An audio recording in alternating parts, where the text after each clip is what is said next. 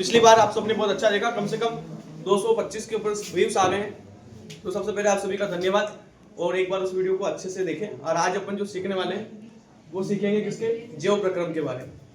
पिछली बार जो है वीडियो में सबसे ज्यादा व्यूज किस कारण से आए थे, वीडियो पहुंचाई आप तक गौरीशंकर सर ने, ठीक है, तो उनका धन्यवाद। और केवल तुम लोगों ने वीडियो नहीं देखी, इंदौर तक मेरी वीडियो गई है। मेरे साथ सत्येंद्र सर एक काम करते हैं, बीना एक मध्य प्रदेश में एक जगह, वहाँ पे रविंदर जी काम करते हैं, उनके पास तक वीडियो गई है। अपने आसपास के जो गवर्नमेंट स्कूल के बच्चे उन्होंने भी देखी है। जो सरकारी स्कूल में दिनेश सर है उमरिया जी, डोरई तक के ग्रामीण क्षेत्र के बच्चे हमारी वीडियो को देख रहे हैं, कमेंट कर रहे हैं, अच्छा लग रहा है मुझे। तो डोरई में है मदन सर गुजर, अतिथि शिक्षक है, वो सब लोग वीडियो को देख रहे हैं, बच्चों तक पहुंचा रहे हैं, क्योंकि ये ऐसा कंटेंट है जिसमें आपको कम टाइम में बहुत ज्यादा अच्छी चीजें मिल रही है। और सबसे ज्यादा तुम्हारे लिए जरूरी है ऑब्जेक्टिव, और ऑब्जेक्टिव इसमें से बहुत अच्छे कवर किए जाए। चलो आज बायो प्रोसेस चैप्टर है, 8 नंबर के इसमें से हमें लास्ट 3 साल के पेपर मैंने उठा के मार्क किए, तो उसमें 3 नंबर के क्या मिले, 1 मार्क्स में ऑब्जेक्टिव भी था, फिल इन द ब्लैंक्स भी था, और ट्रू फॉल्स से कुछ भी हो सकता है। 3 के ऑब्जेक्टिव बस सर 5 में क्या आएगा, 5 में एक तो इसमें से डायग्राम बहुत है, इसमें हार्ट का डायग्राम है, नेफ्रॉन का डायग्राम है, उत्सर्जन तंत्र का डायग्राम है, ऐसे बहुत सारे। अगला मानव पाचन तंत्र का डायग्राम है, तो 4 तो इसमें डायग्राम, एक डायग्राम आ सकता है, परीक्षा हर साल आता है। और 2-3 अंतर है इसमें, धमनी शिरा में अंतर है, श्वसन और श्वासोच्छ्वास में, वायवीय है वायवीय। तो इस चैप्टर को फटाफट फास्ट देखेंगे, ये इंपॉर्टेंट पॉइंट है कुछ, उस पर चर्चा कर लेते हैं। किसको बोलते हैं ज्यों प्रक्रम? देखो अपना शरीर है, अपने शरीर में बहुत सारी चीजें होती हैं, अपन सांस लेते हैं, खाना खाते हैं, है ना, और क्या करते हैं, जो खाना चीजें उसको वेस्ट बाहर निकालते हैं। इस सारी प्रोसेस को चलाने के लिए हमें क्या करना पड़ता है, लगातार अपने शरीर को मेंटेन रखना पड़ता है। तो इसी प्रोसेस को क्या बोलते हैं, बायो प्रोसेस। अनुरक्षण मतलब कैसे कैसे काम चल जाए, सर्वाइवल कर रहे हैं ना अपन, वही। बहुकोशिकीय जीव, जीव जो होते हैं 2 तरह के होते हैं, एक कोशिकीय, बहुकोशिकीय। अपन कौन सा है, एक कोशिकीय है क्या अपन, बहुकोशिकीय। और जो बहुकोशिकीय जीव होता है उसमें किसकी जरूरत होती है सबसे ज्यादा, ऑक्सीजन की। तो सभी कोशिकाएं अपने आसपास के पर्यावरण से सीधे संपर्क में नहीं रह सकती है, वो क्या करते हैं, उनको कोई ना कोई बहुकोशिकीय प्रोसेस अपनानी पड़ती है। तो यहाँ साधारण मिश्रण सभी कोशिकाओं की आवश्यकताओं की पूर्ति नहीं कर सकते। जैसे अमीबा है, पैरामीशियम में सब एक कोशिकीय, तो क्या करते हैं, सीधा विसरण से ही काम चला लेते हैं। लेकिन बहुकोशिकीय जीवों में ऐसा नहीं है। आगे एंजाइम इंपॉर्टेंट है, क्या करते हैं, जीव जो होते हैं उनमें जटिल पदार्थ, जो भी अपन खाना खाते हैं, ये तो रोटी है, रोटी के अंदर बहुत सारे कंपाउंड है, कार्बोहाइड्रेट भी है, उसको और खाना खाओगे लार मिलेगी तो स्टार्च उसमें मिलेगा। तो इस तरीके से बहुत सारे जटिल कंपाउंड होते हैं, उनको सरल पदार्थों में खंडित करने के लिए, जैसे मैंने क्या बोला, लार में कौन सा एंजाइम होता है, एमाइलेज। वो क्या करता है, उसको स्टार्च का शुगर में विघटन करना, ये भी आगे इंपॉर्टेंट आया था परीक्षा में। तो जैव उत्प्रेरक होते हैं, उनको क्या बोलते हैं, उत्प्रेरक समझते हो, जो किसी भी रासायनिक अभिक्रिया को बढ़ा, उसकी दर को बढ़ा सकते हैं, ठीक है, उसी को क्या बोलते हैं, उत्प्रेरक। तो यहाँ जैव उत्प्रेरक मतलब जीवन से संबंधित चीज, चाहे पेड़ पौधों में हो सकती है, चाहे अपने। विषमपोषी जीव, देखो यहाँ ज्यादा लंबा समय लूंगा, 2 चीजें होती है, स्वपोषी, अगला विषमपोषी। जो भी अपना भोजन स्वयं बनाते हैं, आप कहोगे सर मम्मी स्वपोषी है क्या, नहीं। कौन है स्वपोषी फिर, पेड़ पौधे। अपना भोजन स्वयं बनाने से मतलब ऑटोमेटिकली जो भोजन बनाते हैं, किसी दूसरे पे आश्रित। तो हरे पौधे क्या करते हैं, कार्बन डाइऑक्साइड ले लेते हैं अपन से, और सूर्य का प्रकाश ले लेते हैं, और पानी जड़ से ले लेते हैं, और उनके अंदर एक सोलर प्लेट जैसा सिस्टम होता है जो सौर ऊर्जा को अपने अंदर खींच लेता है। उसको बोलते हैं, पत्तियों में जो छोटे छोटे से ग्रीन कलर होता है, वहां पे क्या होता है, क्लोरोफिल। वो क्या करता है, सूर्य की ऊर्जा को लेके भोजन की ऊर्जा। इसी प्रोसेस को अपन बोलते हैं प्रकाश संश्लेषण। सारे के सारे हरे पौधे क्या होते हैं, स्वपोषी। तो स्वपोषी समझ में आया। अपन लोग कौन से हैं, विषमपोषी। कुत्ता बिल्ली विषमपोषी। ज्यादा चर्चा नहीं करेंगे, आगे बढ़ेंगे। ये कार्बन डाइऑक्साइड की प्रोसेस आप सबने पढ़ी है ना। अब ये घटनाएं दी है, सब चर्चा हो ही गई है कि पहले सूर्य के प्रकाश को एब्जॉर्ब करेगा, उस समय टाइम कम है, क्या क्या सामग्री लगेगी मैंने बता ही दिया है। कार्बन डाइऑक्साइड लगेगी, पानी, मिट्टी से सूर्य का प्रकाश। आगे हमारे शरीर में जो भी उत्पन्न ऊर्जा किस स्टोर में होती है, ग्लाइकोजन की फॉर्म में। किसमें होती है, ग्लाइकोजन। ये भी अपन श्वसन जब पढ़ेंगे तो उसका विघटन होगा, उससे ऊर्जा मिलेगी, उस समय और अच्छे से समझ में आएगा। अभी केवल इतना सा लाइन रखो, ग्लाइकोजन के रूप में जो भी खाना खाते हैं, चाहे दाल बाटी खाओ चाहे रोटी खाओ, सब किसके रूप में स्टोर होगा, ग्लाइकोजन के रूप में। अगला पत्ती की सतह पे इंपॉर्टेंट है, छोटे छोटे छिद्र पाए जाते हैं। देखा होगा पत्ते देखे कभी, उसमें छोटे छोटे से छेद होते हैं, उनको क्या बोलते हैं, रंध्र या स्टोमेटा भी बोलते हैं। तो स्टोमेटा के अंदर आप देखोगे ये क्या करते हैं, काम क्या है इनका, पूछ सकता है रंध्र के 2 कार्य लिखो 2 नंबर। तो क्या करते हैं ये लोग, प्रकाश संश्लेषण जो पौधे भोजन बनाते हैं उस प्रोसेस में क्या करते हैं, गैसों का आदान प्रदान करते हैं। कार्बन डाइऑक्साइड उनको चाहिए होती है, ऑक्सीजन वो लोग क्या करते हैं प्रोसेस से बना देते हैं। ये जड़ और तने पर भी पाए जाते हैं कुछ पौधों में, देखा होगा, ध्यान से ऑब्जर्व किया होगा। तो वाष्पोत्सर्जन, सुबह सुबह उठ किसी पौधे के पास गए होंगे तो उसके पत्ते पे छोटे छोटे से पानी की बूंदे बनी रहती है, अपन कहते हैं ना ओस वगैरह। तो वो जल की जो हानि है वो क्या कहलाती, वाष्पोत्सर्जन। रंध्र के रूप में जो पौधे पे देखा होगा छोटी छोटी बिंदियां हो जाती है सुबह सुबह। रंध्र में 2 कोशिकाएं होती है, रक्षक कोशिकाएं बोलते हैं उनको। वो क्या करती है, एक तरह से सिक्योरिटी गार्ड का काम करती है। वो क्या करती है, एक समय पे तो क्या करती है, इसमें चर्चा होगी कि पानी को अंदर आने देती है, एक समय पानी को अंदर नहीं आने देती। अब वो समय कौन सा, एक समय फूलेगी एक समय सिकुड़ेगी। अभी इसमें और डिटेल में नीचे से दिया हुआ। तो ये समझ लो 2 रक्षक कोशिकाएं होती है। जो कोशिकाओं की भित्ति, अंदर की भित्ति होती है वो मोटी होती है, बाहर वाली पतली होती है। विषमपोषी जीव के बारे में बता चुका हूं, जो दूसरे पे निर्भर होते हैं। स्वपोषी जो खुद बनाते हैं, ठीक। पोषण किसको बोलते हैं, शरीर को अच्छा डेवलप करना है तो उसके लिए कुछ खाना पीना, पोषण। देखा होगा आंगनवाड़ी वाले शब्द ज्यादा यूज करते हैं छोटे बच्चों के लिए पोषण। तो क्या करते हैं वो लोग, अच्छी डाइट देते हैं बच्चों को, दलिया वगैरह खीर पूरी वगैरह खिलाते हैं। तो ठीक करने के लिए, शरीर को अच्छा मूवमेंट बनाने के लिए पोषण 2 प्रकार के होते हैं, स्वपोषण, सेम प्रोसेस। आगे भी बात, जो जीव अपना भोजन स्वयं बनाएंगे, बोलो क्या कहलाएंगे, स्वपोषी, ठीक है। ये प्रकाश संश्लेषण की प्रोसेस दी है। विषमपोषी, जो अपना भोजन स्वयं नहीं बना पाते वो विषमपोषी, उनका पोषण क्या कहलाएगा, विषमपोषी पोषण। जैसे अमरबेल, लीच, अपन लोग भी तो विषमपोषी है। जू देखिए माथे में कैसे खा जाती है, हाँ मेरे को खा रही थी अभी थोड़े दिन पहले। स्वपोषी पोषण और विषमपोषी पोषण में अंतर लिखना हो, क्या लिखोगे, बना के भी लिख सकते हो। ये भोजन स्वयं तैयार करते हैं, दूसरों पे प्रकाश संश्लेषण की क्रिया करते हैं। एक इंपॉर्टेंट बात, अभी आप सब सुन रहे हो, लिख नहीं रहे हो, जो अभी टाइम कम है हमारे पास, लेकिन इसको लिखना जरूरी है। लिखने से क्या होता है, चीजें मेमोराइज होती है, दिमाग में रहती है। लिखोगे नहीं कोई मतलब नहीं। वीडियो ढेर सारी पड़ी है यूट्यूब पर, जब तक लिखोगे नहीं तब तक दिमाग में स्टोर नहीं होने वाला। चलो अमीबा में पोषण, तो ये भी इंपॉर्टेंट है। एक प्रश्न पूछेगा इसमें, जो विखंडन की प्रक्रिया है वो कैसे होती है, तो कौन सा बाइनरी फ्यूजन होता है इसमें, द्विविखंडन की प्रोसेस। तो एक कोशिकी जीव है, उंगली जैसे अस्थायी प्रवर्ध होते लिखो ये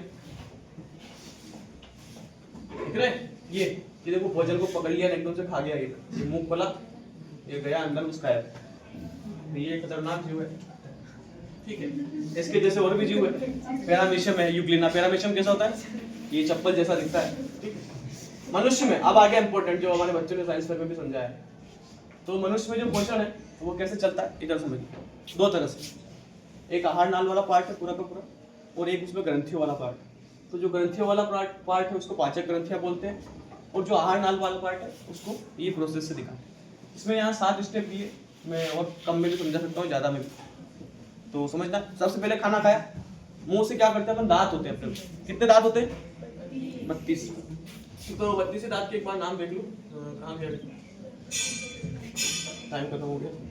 चलो, तो 32 दांत होते हैं, नाम क्या क्या है, कृंतक, अगला रजनक, चवर्णक और अग्रचवर्णक। बाकी कितने क्या होते हैं अपने हिसाब से देख लेना, अभी शॉर्ट में बता रहा हूँ, वीडियो टाइम का, ठीक है। इधर घुस गए। तो यहाँ पे दांत होते हैं, दांत क्या करते हैं, भोजन को चीरने, फाड़ने, कूटने, पीसने का काम करते हैं। बहुत सारे अलग अलग टाइप के दांत है वो करते हैं। अब दांत हमारे सर ने पढ़ाया था जब हम 10वीं में थे, भोजन को जितना ज्यादा चबाया जाए उतना ज्यादा स्वादिष्ट लगता है।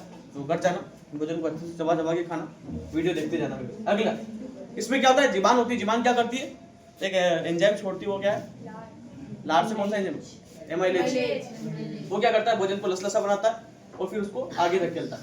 ग्रास नली, यहाँ ग्रसिका होती है, वो क्या करती है, उसमें क्रमानुकुंचन गति होती है। जैसे खाना खा लिया, खाना खा के तुम क्या कर रहे हो, खेल रहे हो, दौड़ रहे हो, कूद रहे हो, गुलाम के खा रहे हो, लेकिन कुछ भी नहीं हो रहा है, रोटी बाहर नहीं आ रही, क्यों, वो ग्रेविटी के अगेंस्ट जा रही है। क्यों जा रही है, क्योंकि ये गति होती है क्रमानुकुंचन गति, जो इस तरीके से सर्पिलाकार मोशन में चलती है। फिर आगे भोजन जाता है आमाशय। आमाशय जे आकार का होता है, लहसुन की कली जैसा होता है, ठीक है। लहसुन की कली देखिए, चंद्रमा जैसी वैसा। अब इसमें क्या होता है, भोजन 4 से 5 घंटे तक पड़ा रहता है, और इसमें एक खतरनाक अम्ल होता है पेट में अपना। कौन सा अम्ल होता है, आवाज नहीं आई, HCl। अब HCl होता है तो प्रश्न आता है कि ऐसा HCl अपने शरीर में अमाशय में होता है तो वो अपने शरीर की सतह को क्यों नहीं संक्षारित करता है? क्यों? हाँ शाबाश, चिरंजीवी ने बताया। उस पर एक परत होती है, उस परत को बोलते हैं म्यूकस या श्लेष्मा के लिए। वो क्या करती है? उसको संक्षारित होने से बचाती है। तो ये पता होना चाहिए।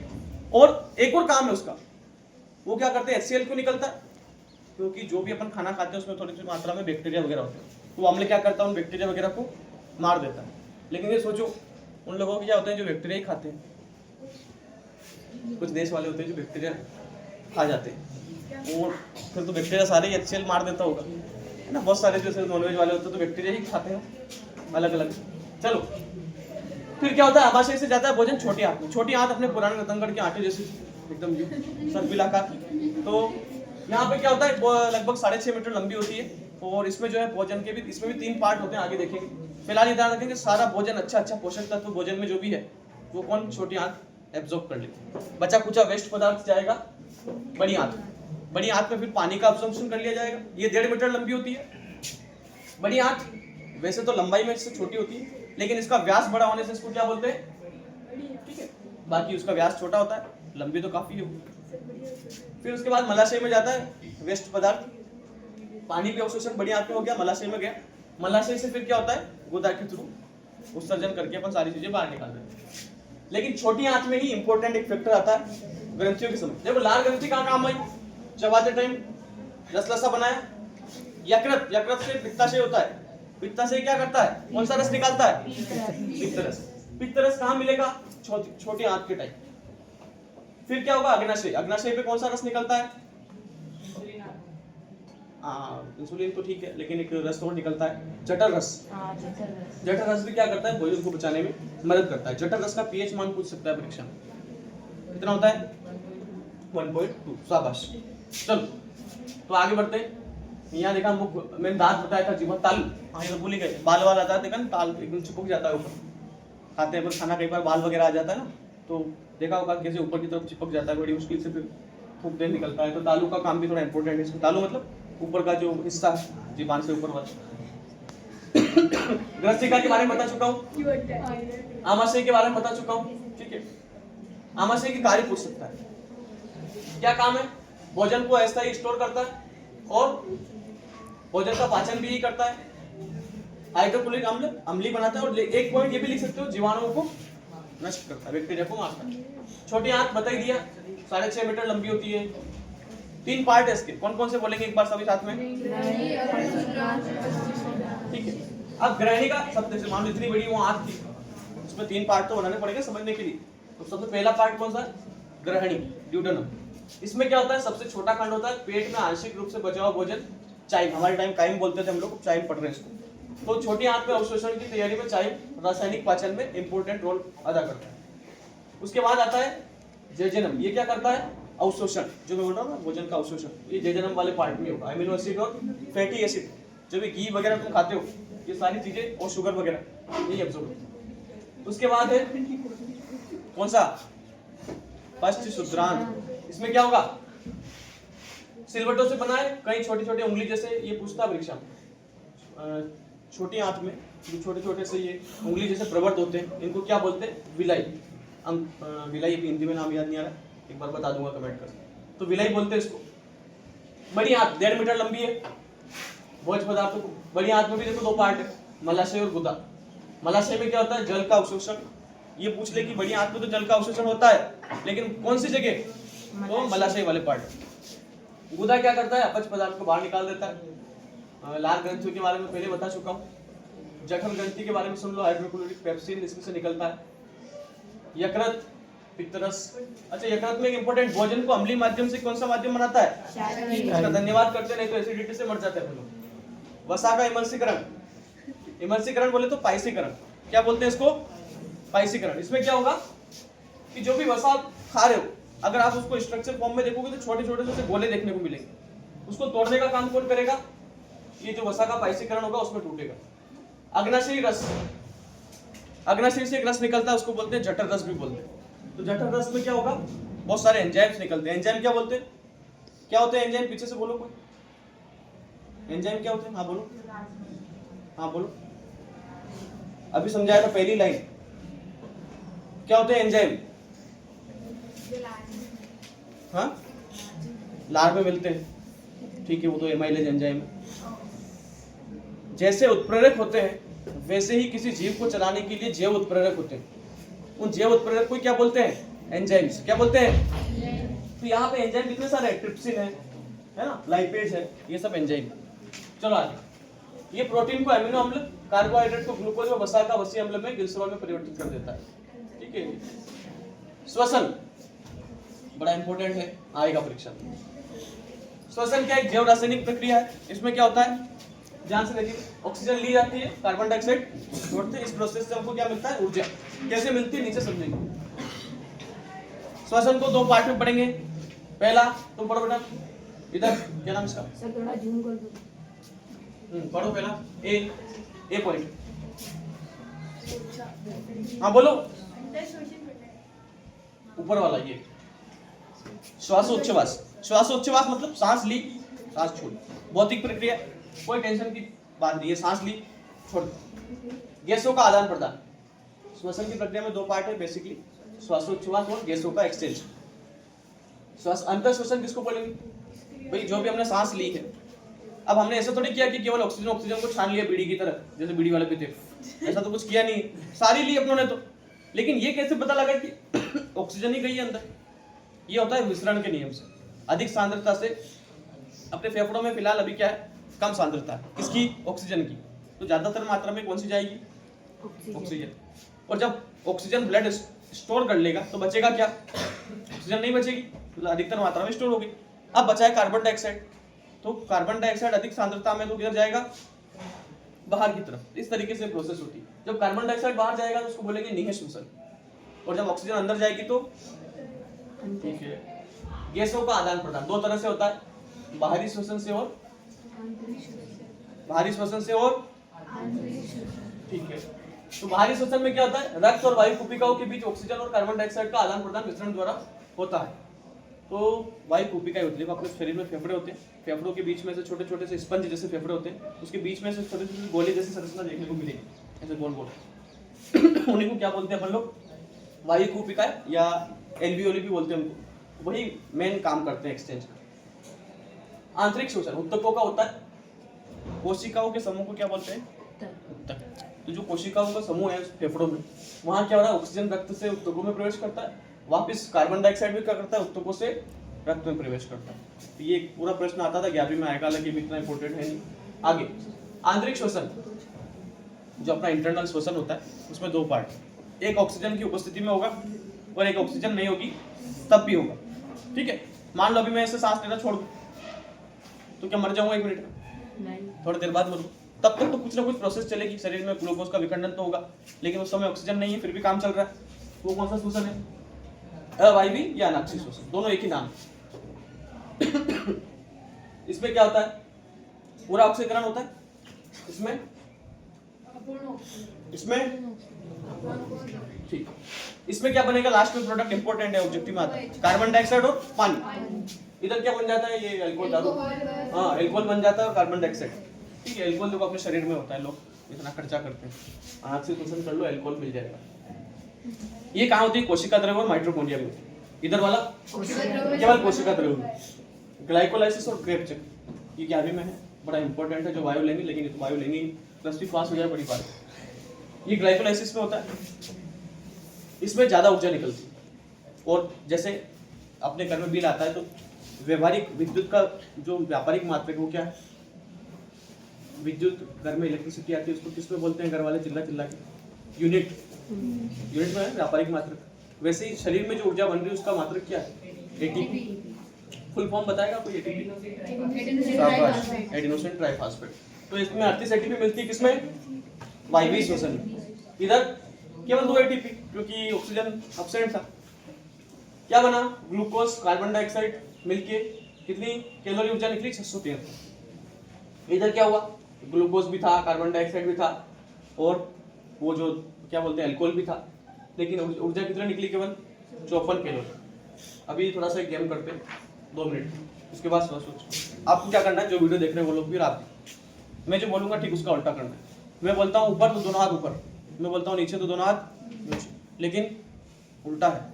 मैंने बोला ऊपर तो मतलब हाथ नीचे ही होना चाहिए, मैंने बोला नीचे तो। रेडी? आवाज नहीं, रेडी? ठीक है, आप भी घर पे हंसेंगे सब लोग जब वीडियो देखोगे करोगे तो, लेकिन मजा आएगा। नीचे, ऊपर, ऊपर, नीचे, नीचे, नीचे, ऊपर, ऊपर।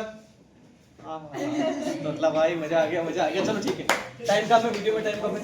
आगे मजा आया थोड़ा सा, मजा आया ना? पीछे देव बाबू, ठीक, चलो। हाँ बिल्कुल एकदम, चलो दिल गार्डन गार्डन हो गया। चलो इधर पीछे, इस चैप्टर को आज खत्म करना है, ठीक है? चलो, श्वासोच्छ्वास, सांस लेना छोड़ना। जैसे अगर एक बलून लिया जाए, उसको भरा जाए और हवा निकाल दी जाए, वो क्या है? श्वासोच्छ्वास। लेकिन अगर ऊर्जा बनने की प्रोसेस हो रही तो क्या होगा? श्वसन। इसीलिए श्वसन को अपन क्या बोलते हैं? नीचे लिखा है, इसमें ऊर्जा, ग्लूकोज टूट के क्या करता है? ऊर्जा निकालता है, इसीलिए इसको ऊष्माक्षेपीय विक्रिया भी बोलते हैं। समझ में आया? ठीक, थोड़ा फास्ट है, तुम वीडियो रोक के देखो। इसमें क्या होता है? श्वसन मार्ग और केवल फेफड़े। इसमें क्या है? ये कोशिका के अंदर होता है ना? कोशिका में भी कहाँ? माइटोकॉन्ड्रिया में, उधर। इसमें अंतर श्वसन और निश्वसन होता है। बस ऑक्सीजन आई गई, कार्बन डाइऑक्साइड गई। चलो, एटीपी का पूरा नाम आ गया है, पढ़ो।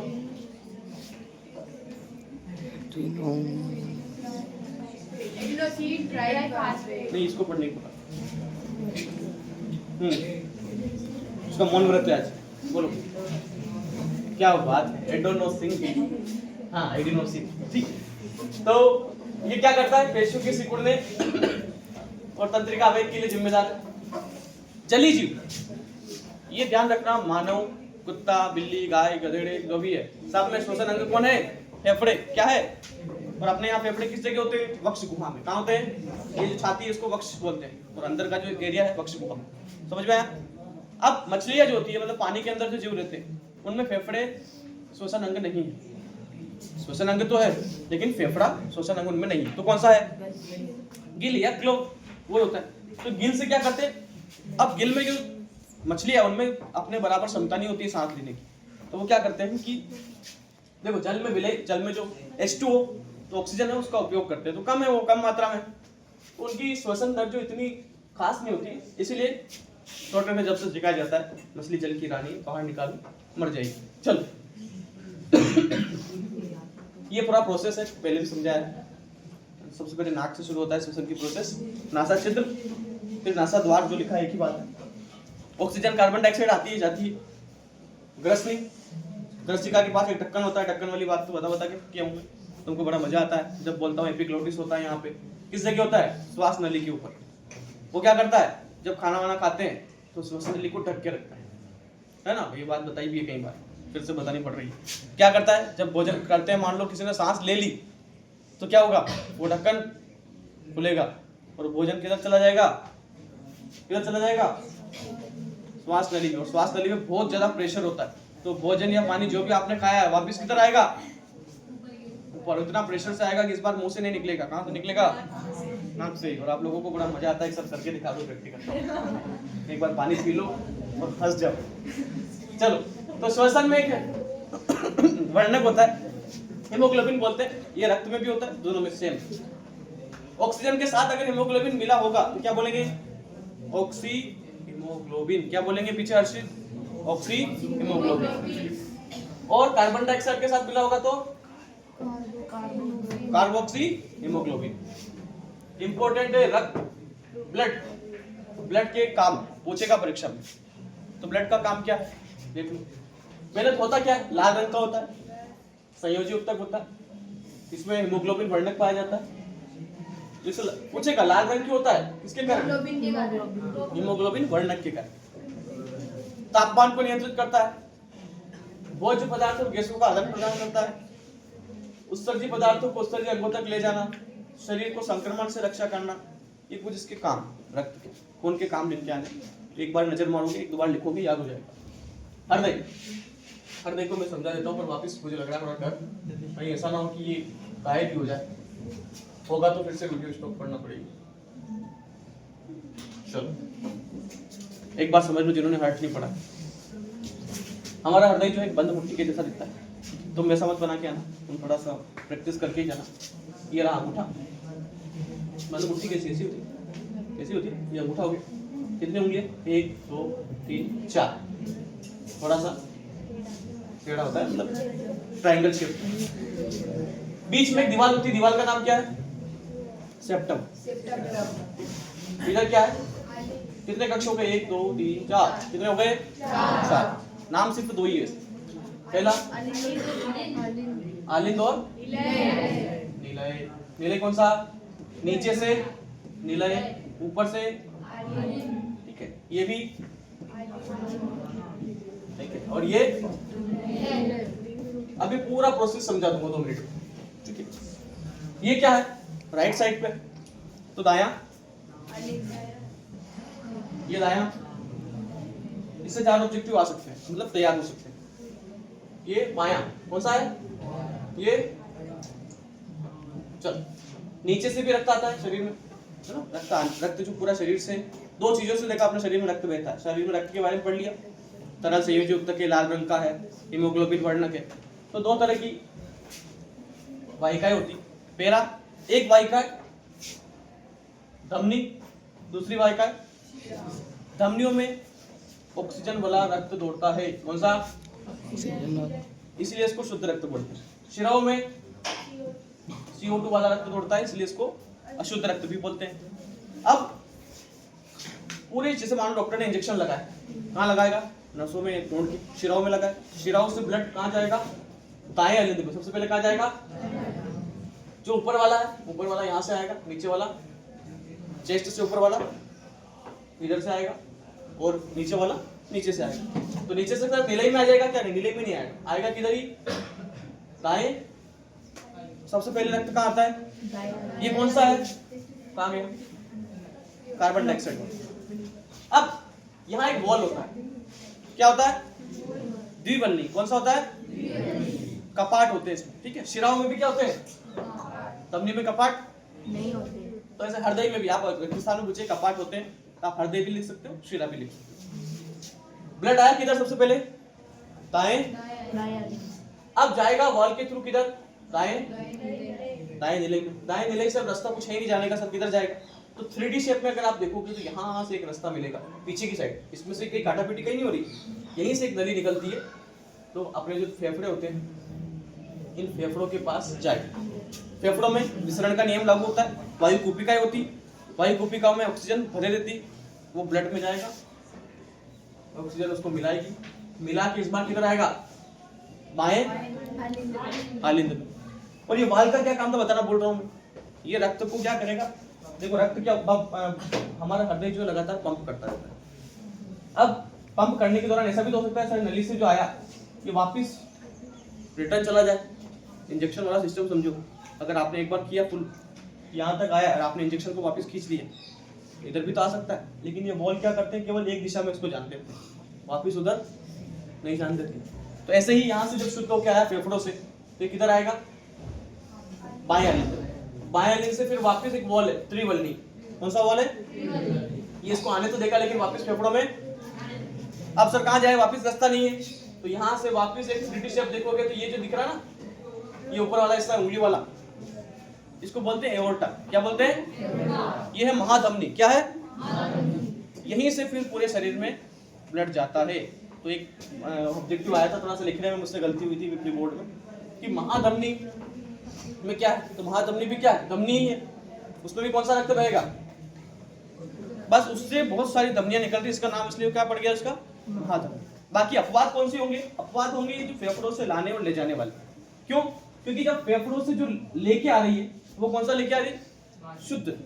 जब लेके आती है तो शुद्ध है, तो भी उसको शिरा बोलते हैं, इसीलिए फिर उसको पल्मोनरी शिरा बोलते हैं, क्योंकि अपवाद है। और जब ले जा रही है तब धमनी बोलते हैं, जबकि धमनियों में तो कौन सा है? शुद्ध। तो यहाँ से अशुद्ध था, जब ले जाता तब उसको क्या बोलते हैं? पल्मोनरी धमनी। तो 2 ही जगह अपवाद है, बाकी कहीं अपवाद इसमें है, टेंशन की कोई बात नहीं। ये हृदय था, 1 मिनट में 72 बार धड़कता है, और 70 से 72 क्या बोलते हैं मिलीलीटर उतना पंप भी करता है। तो ये था अपने हृदय के बारे में। बीच में दीवार बताई थी मैंने, क्या नाम था?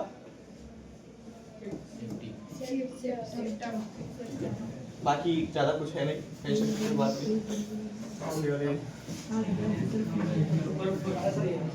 चलो आगे इस बार, चलो ये आ गया। 1 मिनट में इतना पंप करता है, पार्ट बता दिए मैंने।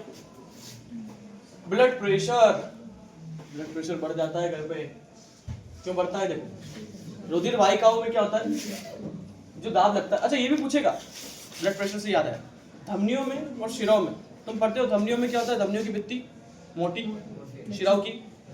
अब वो पूछता है धमनियों की भित्ति मोटी क्यों होती है? प्रेशर, ब्लड प्रेशर को जो कंट्रोल करता है, धमनियां क्या करती है? पूरे शरीर में सब ब्लड लाती है क्या नहीं लाती? वो पूरे शरीर में ब्लड को भेजती है। तो जब पूरे शरीर में ब्लड को भेजेगी तो किसकी ज्यादा, प्रेशर की ज्यादा जरूरत पड़ेगी, इसीलिए उनकी भित्तियां जो होती है मोटी। जबकि शिराओं को क्या करना है भाई, लेके जाना है पूरे शरीर में, तो उनमें प्रेशर कम होता है। तो जो दाब लगता है उसे क्या बोलते हैं? रक्तदाब। कितना होना चाहिए? 120/80। 120 क्या है सर? सिस्टोलिक। सिस्टोलिक, जब आप कभी ब्लड प्रेशर मापने जाओगे 2 चीजें बताएगा डॉक्टर आपको, एक होगा सिस्टोलिक और एक होगा डायस्टोलिक। तो सिस्टोलिक कितना होना चाहिए? 120 आइडियल। कम ज्यादा चलता है, ऐसी बात नहीं 130 आ गया सब ऐसा कुछ नहीं, 150 आ गया तो भी कोई टेंशन वाली बात नहीं, आप बढ़ा हुआ है। और ये 80। डायस्टोलिक कितना होना चाहिए? 80। हिंदी में नाम क्या है? प्रकुंचन दाब और अनुशीतलन। ये इंपॉर्टेंट है, किसमें मापा जाता है? पढ़ो एक बार कोई, ब्लड प्रेशर मापने की मशीन, स्फिग्नोमेनोमीटर। क्या नाम इसका? इंपॉर्टेंट है, ये मत समझना कि बोर्ड में तो सर आया ही नहीं, आपने बहुत बोला था स्फिग्नोमेनोमीटर, लेकिन काम बहुत आता है दैनिक जीवन में। चलो धमनी शिरा में अंतर बता चुका हूँ। धमनी की भित्ति मोटी, शिरा की पतली, ऑक्सीजन वाला ब्लड इधर, इधर ऑक्सीजन रहित। धमनी में बॉल नहीं पाए जाते, शिरा में कुछ बच्चे बोलेंगे सर इसमें कपाट का भी तो लिखो, कपाट को ही बॉल बोलते हैं। बाकी एक ही बात, लस्सी का लस्सी नहीं है, लस्सी का मतलब देखो, लस्सी का अपन देख नहीं पाते, लेकिन फिर भी मैं तुमको दिखा सकता हूँ। कभी तुम्हारे हल्की फुल्की चोट लगी, छाला हुआ, हल्की फुल्की चोट लगी, छाला हुआ, उस दौरान क्या होता है, छाला जब खुलता है थोड़ा सा तुमको एक लिक्विड नजर आता है उस छाले के अंदर। मवाद की नहीं बोल रहा हूँ, कौन सी पकौड़ा वो नहीं, जब छाला होता है तो थोड़ी सी खरोच आती है तो एक हल्का सा लिक्विड नजर आता है, वही क्या है? लस्सी का। बहुत कम देखने को मिलता है। तो ये क्या होता है, अपने शरीर में वाहिकाओं के बीच में बहता है, सफेद कलर का होता है, रंगीन मतलब। प्लाज्मा प्रोटीन रुधिर कोशिकाएं निकलकर अंतर कोशिकीय अवकाश में आ जाते हैं, जिन्हें क्या बोलते हैं? लस्सी का। ये थोड़ा सा आपको नोट डाउन करके लिखना ही पड़ेगा, बाकी आप लस्सी का मैंने जैसा बताया वैसा भी कर सकते हैं। लस्सी का रंगीन होता है, कम मात्रा में प्रोटीन होता है, उत्सर्जी पदार्थ की मात्रा ज्यादा होती है। रक्त और लसिका में अंतर पूछ सकता है, तो एक बार फिर से मैं दिखा देता हूँ, बच्चे नोट डाउन कर रहे हैं। कोशिकाओं की भित्ति में उपस्थित छिद्रों द्वारा कुछ प्लाज्मा प्रोटीन तथा रुधिर कोशिकाएं के बाहर निकलकर उत्तक कहाँ जाता है? अंतर कोशिकीय स्पेस। देखो धमनी और शिरे जब चलेगी तो उनके बीच में भी क्या होगा? थोड़ा थोड़ा स्पेस। उनके बीच में जब कोई लिक्विड आ जाता है उसको क्या बोलते हैं? लसिका। अंतर सिंपल है, रक्त तो लाल रंग का, लसिका रंगहीन, कोई कलर नहीं। रक्त में तो प्रोटीन ही प्रोटीन है, इधर प्रोटीन की मात्रा बहुत। रक्त कभी निकलता है क्या? निकलता भी है तो तुम कुछ भी सिगरेट विगरेट का छिलका विलका कुछ भी टिपका लेते हो, लेकिन इधर तो ये निकलता ही नहीं, कभी कभार बहुत कम निकलता है। सॉरी, इसमें जो उत्सर्जी पदार्थ होते हैं वो ज्यादा होते हैं वहां पे। अब आता है कुछ डाउट तो नहीं? उत्सर्जन क्या होता है? देखो अपने शरीर में जो भी अपन खाना पीना खाते हैं उस प्रोसेस को, जो भी अच्छे अच्छे न्यूट्रिएंट्स है वो सारे ले लिए जाए, जो वेस्टेज चीजें हैं जो शरीर के काम की नहीं है ना, उनको बाहर निकालना। तो हानिकारक वेस्ट पदार्थों को बाहर निकालना उत्सर्जन कहलाता है। एक जोड़ी किडनी होती है, सेम के बीच जैसे होती है, सेम फल के बीच देखे वैसे। एक जोड़ी मूत्रवाहिनी मूत्राशय तथा एक मूत्रमार्ग होता है, दोनों सभी जीवों में होता है। वृक्क की इकाई वृक्कम, नेफ्रॉन, सही नाम क्या इसका? फिल्ट्रेशन की प्रोसेस करता है।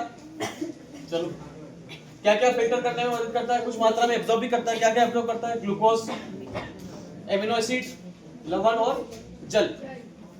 चलो बाकी जैसे जैसे मूत्र वाहिनी से आगे बढ़ता है, मूत्राशय में एकत्रित होता है और मूत्राशय क्या करता है, ब्लड थोड़ा सा प्रेशर से उसको बाहर निकाल देता है ना। देखा है कितना, जैसे कुछ बच्चे भागते हैं, सर टॉयलेट करने जाओ, मना करते हैं तो हिलने लगते हैं, है ना। तो मूत्राशय में बहुत अच्छा, पहले से सिस्टम कितना अच्छा है, मोटर वोटर लगाने की जरूरत ही नहीं है, सब अपने आप ही तेजी से निकल रहा है।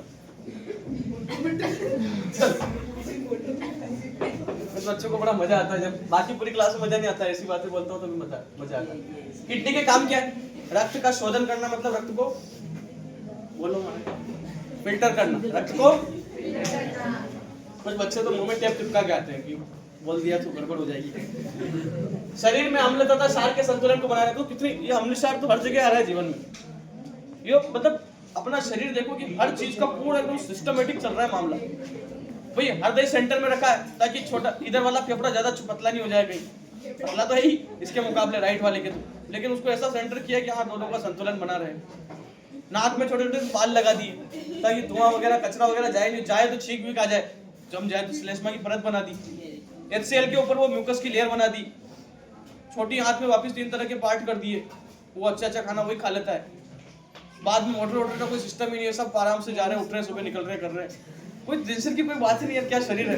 मस्तिष्क का भी पार्ट छूट रहा है, इसमें मस्तिष्क का शायद आया नहीं, अगला पार्ट मस्तिष्क का पूरा अलग है। चलो आगे, किडनी का काम हो गए थे, मूत्र उत्पादन करना हो गया।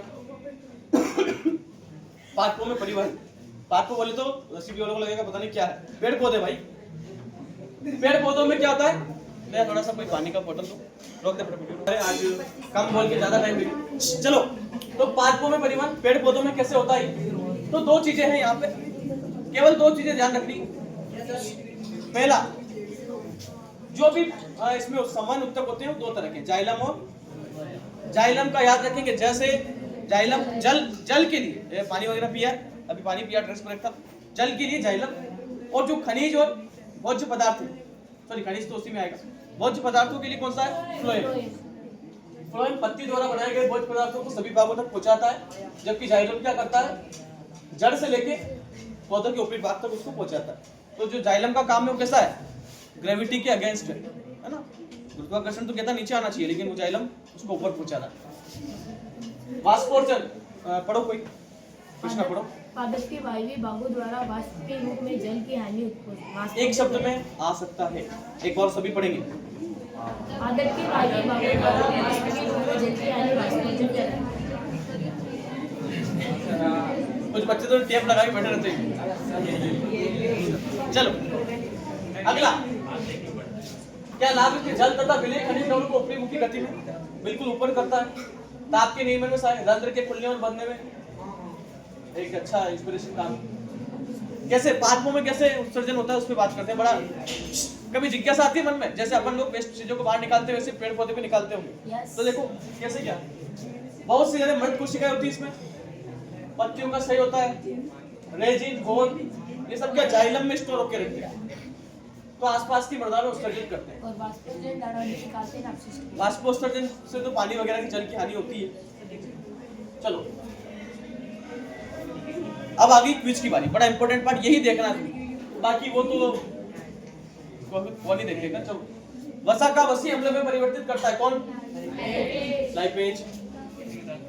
ठीक है, लाइपेज कहां से निकलता है, जो लार है, लार से रिस्लेट होता है वही है ना, नहीं वो तो एमाइलेज है। लाइपेज का भी देखते हैं। श्वसन कौन सी प्रक्रिया है, नहीं उपचयन। उपचयन। श्वसन कौन सी प्रोसेस है, ऑक्सीजन का क्या हो रहा है, फायदा ऑक्सीजन ले रहे हैं लोग, ठीक है। यदि लार पे लार एमाइलेज का अभाव हो जाए तो क्या होगा, स्टार्च का शुगर में विघटन होना बंद हो जाएगा। आमाशय के आंतरिक स्थल को बचाने के लिए क्या करते हैं, म्यूकस। म्यूकस। म्यूकस अगर ऑक्सीजन में नहीं मिले, श्लेष्मा मिले तो भी मान लेना है श्लेष्मा ही। भोजन नली का कौन सा भाग, यकृत और पित्तरस का स्राव, क्षुद्रांत। छोटी आंत में समझाएगा अभी, बैठ रहे हैं मतलब। भोजन नली के किस भाग में, छोटी आंत में। अच्छा, चावल के पानी में कुछ बूंदे क्या करें अपन, आयोडीन विलयन की डाले तो कैसा, कौन सा टेस्ट हो रहा है, किस चीज का टेस्ट कर रहे हैं, प्रोटीन का, स्टार्च का। हृदय के अंदर उसके संकुचन और रक्त को वापस लौटने से कौन रोकता है? हृदय में कौन होते हैं? बाल होते हैं। द्विवल्ली दाएं तरफ और त्रिवल्ली बाईं तरफ। इंपॉर्टेंट है, इसको घर पे से रोक रोक के देखा करो। ऐसे कैसे देखना है? इधर वीडियो चल रही, प्रश्न पढ़ा, रोक दिया, घड़ी में टाइम देखो, 10 सेकंड के अंदर तुमको इसका आंसर कर देना चाहिए। नहीं आता है तो फिर उसको नोट डाउन कर लो। मांसपेशियों में ऑक्सीजन की कमी के दौरान भी खिलाड़ी खेलते रहते हैं और उनकी जकड़न होने लगती है पैरों में, जैसे मेरे को होने लगी। तो ये क्या होगा? पाइरुवेट का लैक्टिक अम्ल में लैक्टिक अम्ल। परिवर्तन। सीधा सा आंसर ध्यान रखना है, 10वीं तक ये चीजें बहुत काम आती है। चलो, अरे हाँ टीम लिया है, पहले का आंसर तो पता लग गया, कहाँ होगा? माइटोकॉन्ड्रिया। ग्लूकोज का ऑक्सीजन की उपस्थिति में विखंडन। वायवीय श्वसन।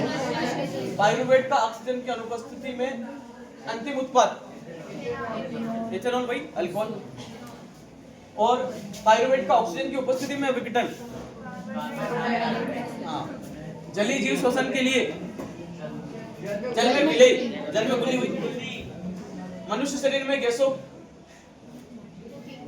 में रिक्तस्थान गैसों के विनिमय की सुविधा उपलब्ध कराती है कौन? वायु कुपिका है। भाई कोई मिल गया क्या कुछ?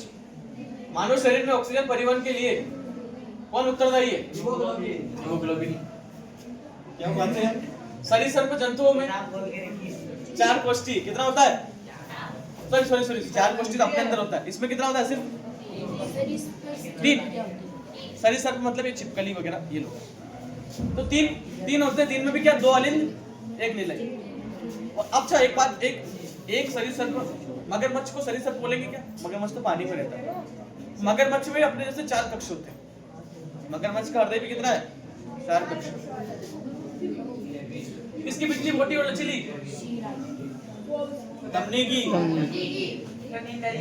कपाट पाए जाते हैं शिरा में, और हृदय भी लिख सकते हैं। यहाँ देखो हृदय के आंसर।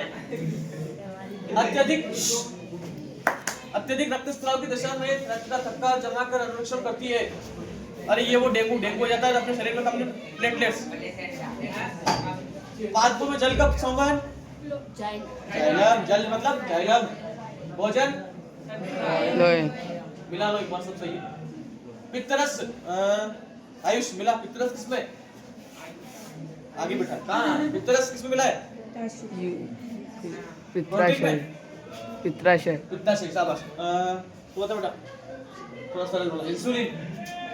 इंसुलिन किसमें जाएगा? अग्नाशय। लाइपेज वसा। यकृत यूरिया का। Trypsin protein. शाबाश। प्रोटीन किस रूप में अवशोषित होता है? Amino acid. कोशिका का ऊर्जा ग्रह? माइटोकॉन्ड्रिया। वे सभी प्रक्रम जो पाठ का नाम ही आ गया। ज्यादातर पेड़ पौधे नाइट्रोजन का अवशोषण किस रूप में करते हैं? नाइट्रेट और नाइट्राइट के रूप। ठीक है, यहाँ अमोनिया भी बोला, अमोनिया एक बार चेक करना करो, मुझे पता नहीं अमोनिया के बारे में। ठीक है, तो नाइट्रेट्स के फॉर्म में भी करते हैं और नाइट्राइट के फॉर्म में भी करते हैं। ठीक है, अमोनिया को एक बार अपन रीचेक करेंगे, मैं कमेंट में इसका आंसर एक बार देख के करूंगा। पाचन नली में सर्वप्रथम कौन सा एंजाइम मिलता है? एमाइलेज। शरीर में पानी का अवशोषण? बलियात। मलाशय। भी कहा है? मलाशय। ऊर्जा मुद्रा का नाम? एटीपी। प्रकाश को कौन अवशोषित करता है हरे पौधों में? क्लोरोफिल।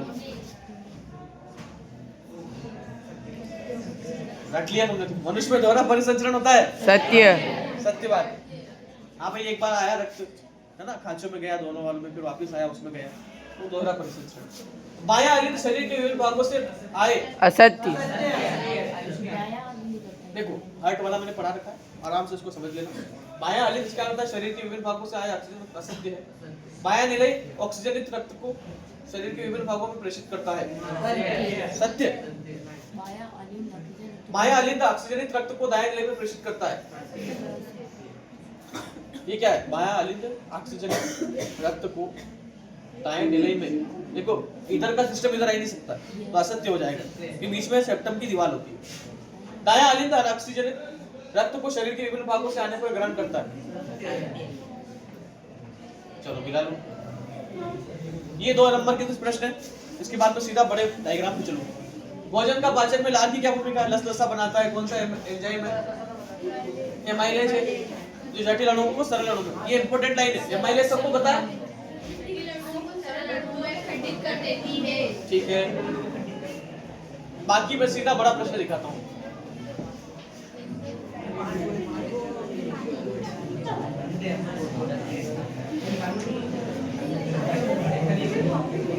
ये देखो, धमनियों की तुलना में शिराओं की दीवार पतली मोटी की होती है, पतली होती है, सॉरी शिराओं पतली होती है।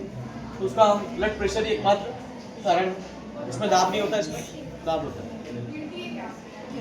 ये इंपॉर्टेंट है ना? चलो जाओ भाई, जिसको जाना इधर आ जाओ। किडनी हमारे टाइम भी सर ने बहुत रटवाया था, आया भी था परीक्षा में हमारे समय 2015 में। अब इसको देखते हैं क्या होता है। तो जो किडनी वाला भाग है, किडनी का सबसे छोटा यूनिट क्या होता है? नेफ्रॉन। क्या होता है? नेफ्रॉन। पीछे से आवाज नहीं आ रही, क्या होता है? नेफ्रॉन। अब नेफ्रॉन का डायग्राम अपने हिसाब से इसको रट लेना है। एक लठ है ना, एक लकड़ी का टूटा पड़ा है, और बाकी ये बॉमल संपूर्ण दिमाग में रखना, और ये यू हैंडले लूप दिमाग में रखना, और बाकी काटा पिटी कर देना। और एक बार थोड़ा शॉर्ट में मैं बता देता हूँ क्या होता है। नेफ्रॉन दो भागों का बना। पहला गोमन कैप्सूल, ये दिख रहा है गोमन कैप्सूल, एक प्याले जैसी संरचना। उसके बाद बहुत सारी इसके बाद धमनिकाओं का गुच्छा पड़ा रहता है इसके अंदर। देखो ये आटे साटे,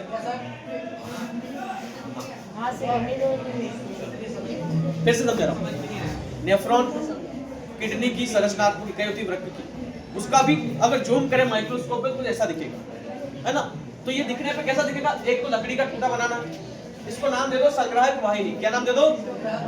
अभी टाइम कम इसलिए ऐसे पढ़ना पड़ता है। अगला, दो भागों का नेफ्रॉन बनता है।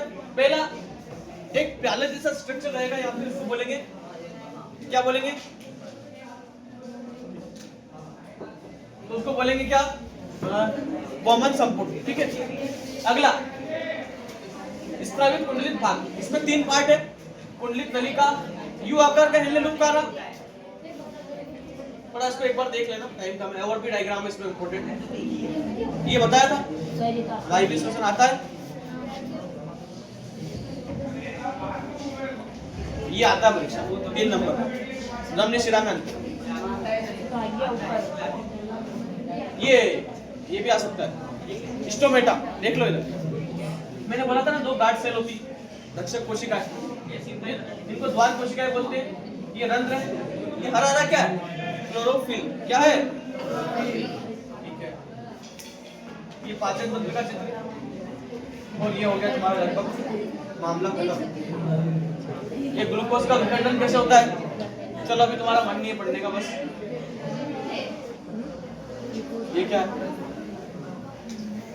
चलो तो धन्यवाद, इसको नोट डाउन करना। जब तक खुद से प्रैक्टिस नहीं करोगे कोई मतलब नहीं, कितनी वीडियो बना दो, कुछ भी करो।